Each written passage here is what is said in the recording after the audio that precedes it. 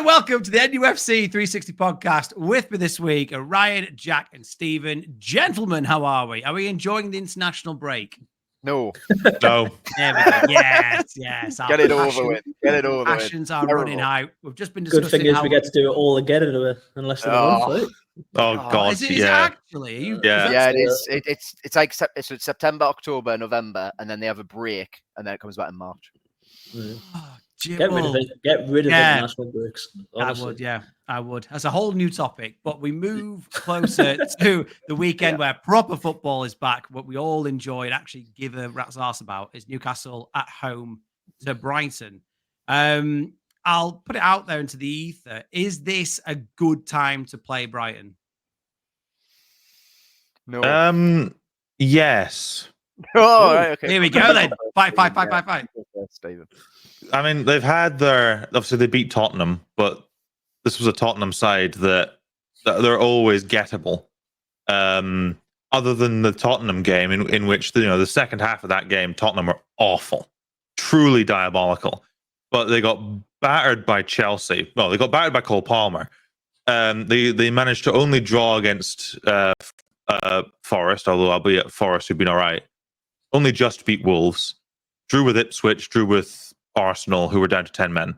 Like they've not been able to really truly outplay many teams and turn that into wins. They are definitely a bit naive when it comes to game management and when it comes to the physical side of things. I think and considering as well, we tend to be better after international breaks under Howe. We tend to improve a little bit form-wise, and our form has been improving slowly, albeit. I think now is probably the best time to play them because they'll be vulnerable enough that we can win. I'm not saying we should, but we can win. I disagree with that one, actually, Stephen. I don't often disagree with you, but I do disagree. I think you mentioned it, like scraping a win against Wolves, etc. But I mean, that was the same for us, right? I mean, we literally went there and scraped a win against Wolves. They'll probably be off a high, coming back, scoring 3 goals in the second half and going into a national break is always a good thing.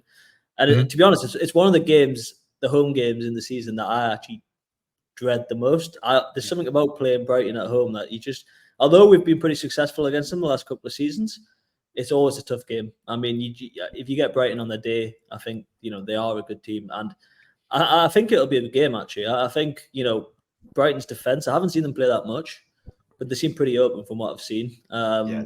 And I think our defence is obviously as well pretty open, let's be honest. So I think there's going to be a lot of goals in the game. But I do think at the same time, it's always a tough game. Maybe form-wise, they're not playing fantastic, but there have been some decent results in there as well. I mean, you mentioned Arsenal. Getting a point at the Emirates is never a bad result. Never mind.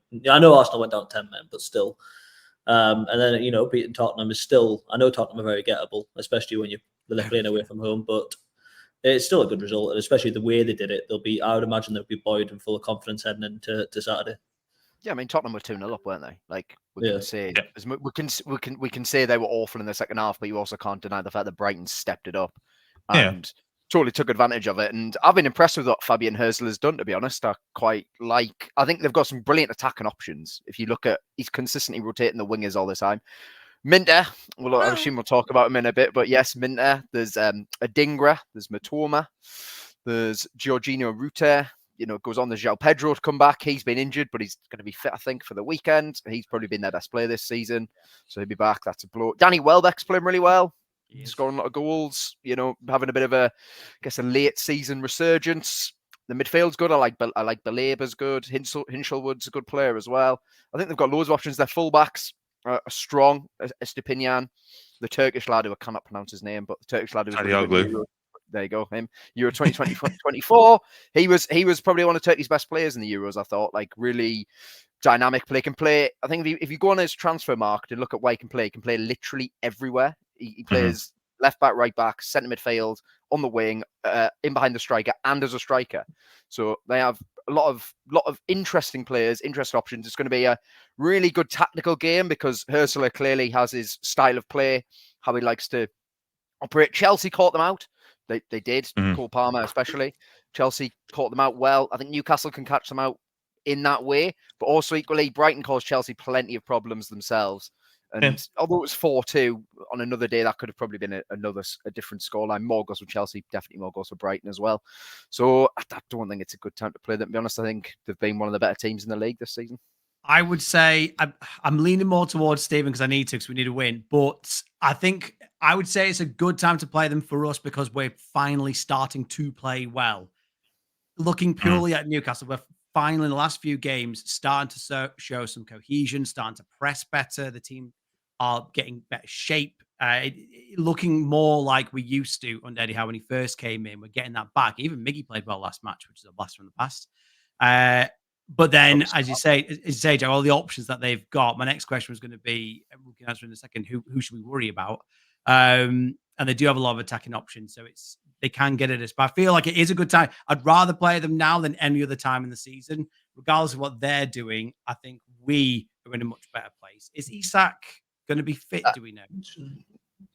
That's the thing. I think Isak and Wilson. Yeah, Isak and Wilson, which is important because we've not had a strike. Well, that was the reason we didn't win against Everton, wasn't it? Let's be brutally honest. Striker. I thought we actually played. If we think back to that draw, I felt more encouraged by that game after 100%. That game than I did after we beat Wolves. Yeah, because I know we got 3 points against Wolves, but it was just pure. Like there was nothing. There was no style of play. There was nothing. We just happened to have a shot from 30 yards, just took a deflection and flew in. And then Barnes did what Barnes does. He scores a banger. But apart from that, there was nothing in the game. I thought against Everton, we got the byline loads. There was some nice bits of midfield interplay. There was some really good passing from Bruno. I thought Bruno was brilliant in that match. Joe Linton was good as well, off the ball and on the ball. And it was just the lack of finishing that let us down, really. But I was actually encouraged by the play. Like, I thought we'd cut through. For a team who sit back deep, Everton didn't actually stop us creating anything, really. It was more just our lack of finishing and a missed penalty. So I had no complaints in that game. I totally agree.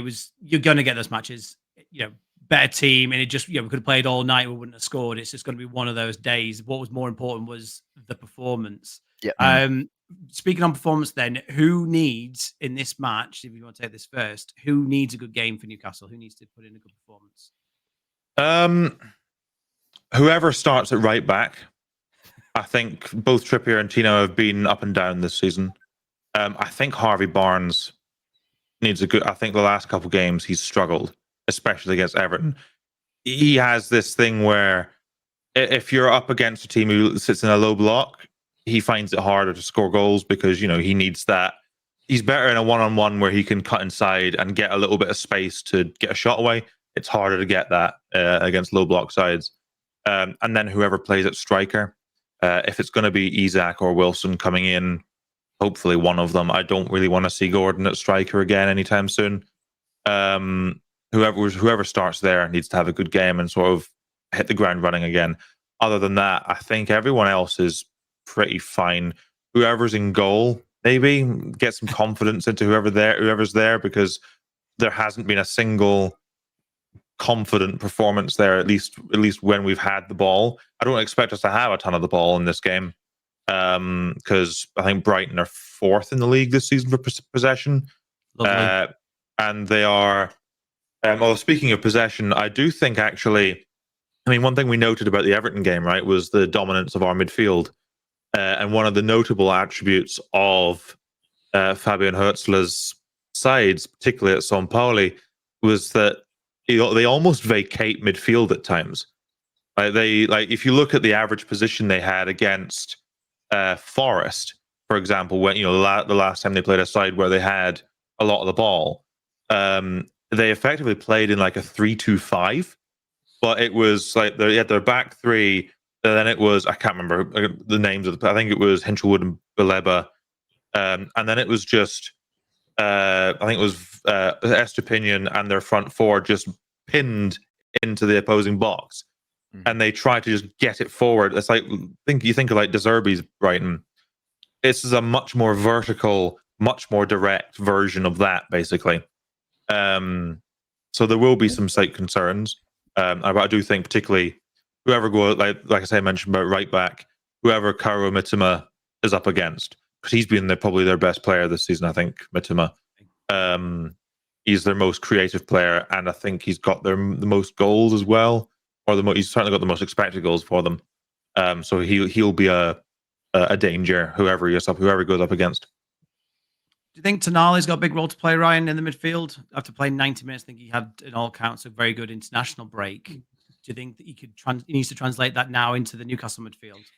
Yeah, well, I mean, I think he had probably by all accounts, probably an off game for his standards against Everton. I thought first half he was all right. Second half he was a bit poor.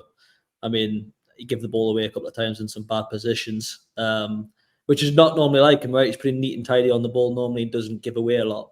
Even if it means making that easier pass, he'll make it. That's the way he plays. So yeah, I mean, it is a big game for him. But I also think at the same time, it's also, that what Stephen was saying, in the sense that Brighton might have a lot of the ball. I think at times that actually suits us better as a team. I think we do sometimes struggle at home when we're, expected to have a lot of the ball and expected to break teams down who tend now to come to St James's Park with a bit of a lower block, which Brighton are not necessarily going to do either. I think they're going to try and control the game and probably will be a lot more braver, which is why they're conceding quite a lot of goals at the same time. So I think that's one thing that might work out in our favour. I think obviously winning that midfield battle is going to be key for Newcastle. So I think Joe Linton, for me, has been very hit-miss this season. He's either been good or he's been shocking. So I think it's a big game for him as well. In terms of, if we want to win that midfield battle, we're going to need his presence, his energy, as well as Tonali. And then I guess, finally, I think, whoever plays up front, it's a big game. I think Isak hasn't been his best this season. I don't know, there's been games perhaps where he's not been fully fit, maybe. But he's only got one goal so far, which by his accounts he'll be disappointed with. So I think, it's a big game for him. And it's also a big, I mean, he might not even start. He might go with Gordon. It depends how fit they are. But then you've got Callum Wilson come back, right? And as much as we sit here and say, it's a big boost to have him back, I know he's injured a lot, but he is an important player still. And if having that option off the bench, to come in, and he scores goals, right? He does what he needs to do as a striker. Just having competition for Isak as well, right? Because I mean, one thing that I've noted especially is that Isak's pressing has been pretty absent. Whether or not that's related to the fact that he broke his toe, basically, possibly also related to that. But I think having Wilson around, does a lot more dog work than Isak does. Yeah, Jack, do you think that Hall has enough to defend what they can throw at him? If it's Minter or whoever it is on the wing, or Rutter, do you think? Yeah, well, first of all, it's going to be Livramento a right back because Trippier is injured, as far as I'm aware. Oh yeah. I prefer that. Yeah, so I think Livramento against Matoma is much better than Trippier against Matoma. Wow. So, because as much as I think the issue with Newcastle's right backs probably is Trippier is better on the ball, or certainly at passing. Livramento, the way he creates chances is with his dribbling and speed more so. So it's a bit hard when you're against a deep defense to maybe use those attributes. But against like a team like Manchester City or Tottenham, for example, he's really good at getting up the pitch. So against Brighton, that should actually work quite well. And then in terms of what you mentioned, like Hall, I think Hall's been certainly the top two best players in the last two games. Thought he was brilliant against Manchester City. Fair enough, it wasn't a quick winger because it was Bernardo Silva, wasn't it? They played Bernardo Silva on the right. But Bernardo Silva is a joke of a footballer in terms of his technique, his intelligence, and Hall dealt with him really, really well. And then, all right, against Everton, he didn't have a lot to do defensively, but they still have some all right wingers, Everton. I think was it Jack Harrison who started the game on the right? Yeah. So, again, a solid Premier League winger. I'd take Jack Harrison on the right wing over any of our options. I'll put it that way anyway. So... Well, exactly that. So, do you know what I mean? But Hall, I think, is starting to grow into that role at left back. Definitely on the ball, he's brilliant. The way he can pick out those line breaking passes is fantastic. He seems so composed for his age. So techniques on another level, and his defending's definitely getting better. He needs some help from whoever's playing at left wing, and also that's why I think it's good that Joe Linton's staying on the left. I noticed, especially against Manchester City, Joe Linton was even dropping in at centre back, coming out and allowing Hall to get up the pitch, and that's going to help him a lot. But I mean, I'm convinced that Hall's going to be Newcastle's left back, mainly starting for most of the games. I get what Howe was doing at the start with Kelly, like for example, like a difficult away game against Fulham, where he's against Adama Traore. I understood the idea. It obviously didn't work, but I understood the idea. But Lloyd Kelly is a centre back, really. He's versatile, but he is a centre back, really. So if he's going to play, it should be there. So Hall for me, I think he's got more than enough to deal with Brighton. As long as I say, the Joe Linton will be important, and whoever's playing on the left will also be important because that is defensively is the weakest part of Hall's game. But ultimately, he's improving in that sense, and his on-ball stuff is worth it for the lack of defending. You got to think as well, right? If it's Isak or Will, if we want one of our strikers back in, then you'd think it would probably be Gordon on the left, and Gordon tracks back a lot better than Barnes does. Yeah. So you might even be doubly better off as well if you've got one of the strikers back. Would you needs a new contracted defender? Because I don't know if he saw him in the game against bloody Fulham, but that was absolutely disgraceful, his work off the ball. But anyway, sorry. Go ahead, Mark. I was going to say there was an argument in the second half against Everton that I thought Joe Linton looked a lot better when Willock could come on and they were doing the rotation on the left-hand side. If there was a striker that isn't fit, it would be Gordon through the middle. Would there be an argument to start Willock at left wing rather than Barnes? I actually think, and I've said this a few times, but I actually think Joe Linton's best position for Newcastle is actually on the left.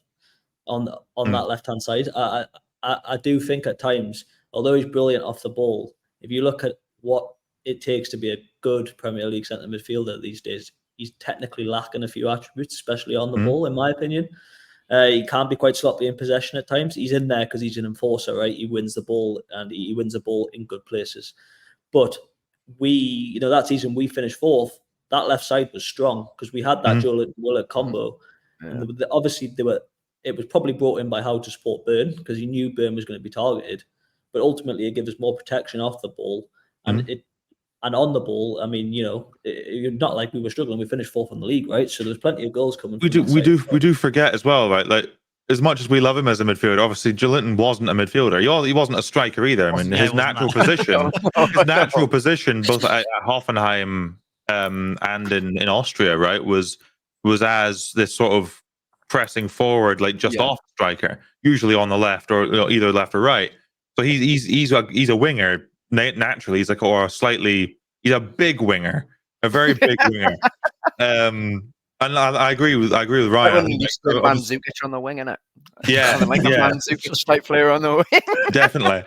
It's like, but I agree with Ryan. I think we all know Joe Linton's limitation. He's more a box to box midfielder than he is, a passer.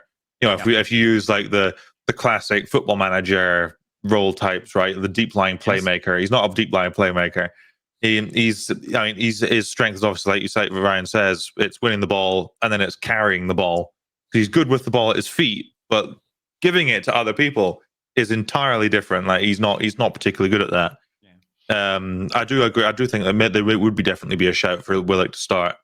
I just liked it because it brought because now, yes, you've got the solidity of both players can rotate midfield. They both press really well, but also now it brought Hall more into the game. He can pick the pass that Joe Linton can't. He can make runs inside, which Joe Linton can't. So I really liked that side with them in the system. It's frustrating that Barnes can't do that link-up play because no one can do what Barnes can do finishing-wise on that side, which is what you're going to be dropping. But how often is he going to be pinging in 30-yarders? Hopefully all season, but it's not likely. More often than most players in the league, to be fair. He holds RB every time. It's the value he brings as well. Because for so many games last season, well, for most of the last two years, we've sort of been crying out for a player who can shoot from outside the box. We've always had these issues, but other than Cher, there hasn't really been anyone who can shoot from outside the box consistently and hit the target and trouble the keeper. Yeah, and I think like one of the problems as well, right, is that outside the box. Yeah, and then one of the you say obviously Barnes has his finishing, and obviously the reason why like if Barnes had finishing and then other attributes on the ball, if he was a good passer, he'd have cost damn sight more than 40 million. Like you players who can do all that sort of stuff, they don't come to us unless we're paying like 70, 80 million for them. But yeah, I do get it. I do think that, especially if the game's there to be won in the second half, I do think there will definitely be room for Barnes to come on, especially if Brighton are dominating the ball. That's where Barnes sort of is at his best, because Brighton will leave space in behind them for him to go a one-on-one. If you've got Barnes versus Joel Veltman, like I can absolutely see like Barnes having a good game, but he has to be on it, like because the last couple of games when he has been playing, albeit we've asked him to play more with the ball at his feet, but he's struggled a little bit. So that I think he does going back to the previous question you asked, Mark, about players needing a good game, I think Barnes needs to have a strong showing. Yeah, I think as well we need to be testing their goalkeeper. I think he had a very poor game, didn't he, against Spurs? Was that when he let in that howler? So but he's a good goalkeeper. He was a fault for a goal against Chelsea as well. He gave the ball away, leading at one of the goals. So. So he can be good at, and I hope we do attack him. But it'll be, Eddie Howe won't make it a rock'em sock'em back and forth like Tottenham love to do. But we now come to the score predictions. Ryan, I'll let you go first. What is your score prediction? It is tough to say, to be honest. I think I've got a bit of reputation as well for being a bit negative. But I think most Newcastle fans are like that, aren't they? But I'm going to go 2-2 draw, actually. I don't think there's going to be a winner in the game. 2-2. Okay. I think there's going to be a few goals for sure. But I think it honestly does depend. I think if Brighton will leave spaces, and if Newcastle can get a couple of goals, we've been struggling a little bit in front of goal. A couple of goals, early goals or even an early goal might build a bit of confidence, and we could go on to win the game 3-4, 3-4-1, that type of thing. So I wouldn't be surprised if it went that way, but I'm going to go for 2-2. 2-2. Jack, what are you saying? Yeah, as much as I rate Brighton, and I said it before, I think we're going to dominate the midfield battle physically. I do think that Joelinton, Tonali and Bruno will win that midfield battle, and I think that'll be really important. Also, Brighton have got Van Hecker injured, I think, so it's going to be Dunk and Webster playing together at centre-back. Not the quickest centre-backs in the world, especially not Dunk. Webster's got a bit more pace. But Chelsea ruthlessly exploited them, Nicholas Jackson, with just balls in behind. So I do think Newcastle will win, actually. Also, again, another thing is our home record under Eddie Howe is actually a joke. Like the teams we've lost to were literally Liverpool, Manchester City, Arsenal, Dortmund, Milan, and Nottingham Forest. And Nottingham Forest just sneaks in there. Specifically, Chris Wood. Chris Wood. Yeah, exactly, Chris Wood. So I don't see us losing at all, and I do think that as much as Brighton will probably dominate more of the possession, I think we'll be able to hit them on the counter attack, and I think we'll win 2-1. And the advance on 2-1, Stephen. Well, this season, I mean, if you look at the underlying numbers, we are one of the 4 teams in the league. Got to look at the numbers. We have to. Yeah, I got to look at the numbers. Consult the numbers. It has to have some stats. We're one of the only 4 teams in the league to concede 1 or fewer goals a game. We have the second best save percentage among our goalkeepers in the league, behind only Liverpool. Brighton are in the bottom 6 for save percentage, I believe. Brighton concede about a whole half goal a game more than we do, obviously partly due to the style of play. I think we are well placed, shot stopping wise, and just ability to just not concede, even if it's scrappy as hell. I think we might concede 1. And I have a really grim feeling that it's going to be Yankuba Minta that scores a goal. Oh, he's written in the stars he's going to do it. Yeah. But I think, especially if I'm banking my predictions banking on us having one of the strikers back. If we have Isak or Wilson back, I think we win 3-1. Excellent, because that is what I was going to say. I think 3-1. I think just because Brighton have been so leaky at the back, and we will be able to exploit them. Bruno's really good at spotting those runs. Gordon loves to make the runs in behind. If Barnes is firing, we've got people on the bench that can come on as well, like Willock. And what we mentioned earlier, I think having Livramento is going to be big as well. He's fantastic at carrying the ball through the midfield and whipping them in. So, yeah, 3-1. I think it's going to be positive. Ryan, you're too negative again. Especially after your match reaction, Mark. After your match reaction, Mark, clearly the negativity has been transferred from you to Ryan. Well, everyone always says I'm negative about everything. I'm just honest, and as I said, someone's got to be a bit doom and gloom. It is, yeah. I'm just right. You know what I mean? That's why. That's what it is. But yeah, with the last game against Everton, you can't argue when you've done everything but score. But yeah, put in that performance again, much bigger competition, but we're at home, so yeah, we've got to go for it, got to win. But yeah, hopefully the weekend comes quicker than it's been for the last 2 weeks. It's absolutely destroying me watching. Well, I don't watch international football, so no football at all on for me. But gentlemen, thank you for joining us. And if you made it this far on the video, like, share, and subscribe, and put in the comments what you think the score is going to be. Thank you as always, boys. Take care.